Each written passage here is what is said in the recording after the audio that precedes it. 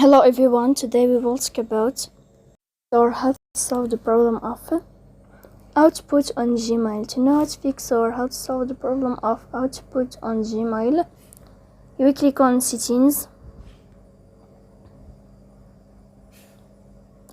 In this page, you can click on apps, default apps, app settings.